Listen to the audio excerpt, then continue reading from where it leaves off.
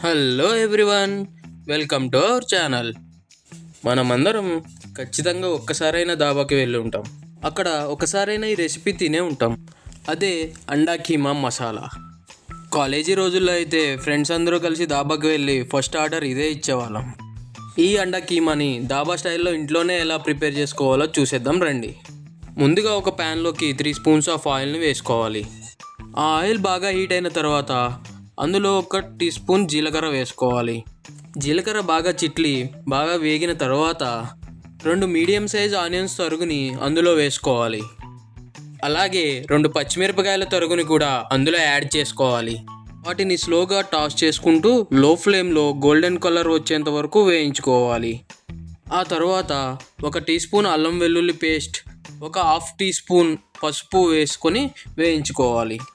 అలా స్లోగా టాస్ చేస్తూ బాగా వేయించుకున్న తర్వాత 2 మీడియం సైజ్ టమాటాల తరుగు, 1 టీ స్పూన్ కారం, 1/2 టీ స్పూన్ జీలకర్ర పొడి, 1/2 టీ స్పూన్ గరం మసాలా పొడి, 1/2 టీ స్పూన్ ధనియాల పొడిని యాడ్ చేసుకోవాలి. కొంచెం వేగిన తర్వాత కావాల్సినంత సాల్ట్ని అందులో వేసుకొని స్లోగా టాస్ చేసుకుంటూ టమాటా బాగా వేగేంత వరకు వేయించుకోవాలి.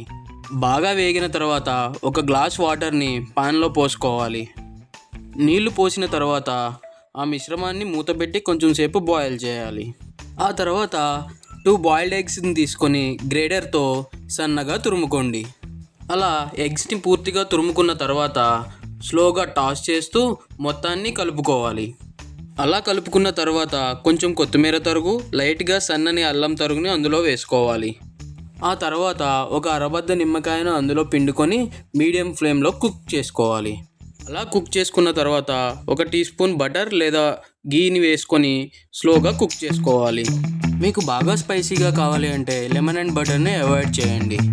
అలా స్లోగా కుక్ చేసుకున్న తర్వాత కీమా కొంచెం వాటరిష్గా ఉండగానే బౌల్లోకి సర్వ్ చేసుకోండి. ఈ అండా కీమా రోటీ లేదా చపాతీ రైస్లోకి కూడా చాలా బాగుంటుంది. ఈ వీడియో చివరి వరకు చూసినందుకు థ్యాంక్ యూ సో మచ్. మరిన్ని వీడియోల కోసం వీడియోని లైక్ చేసి ఛానల్ని సబ్స్క్రైబ్ చేసుకోండి.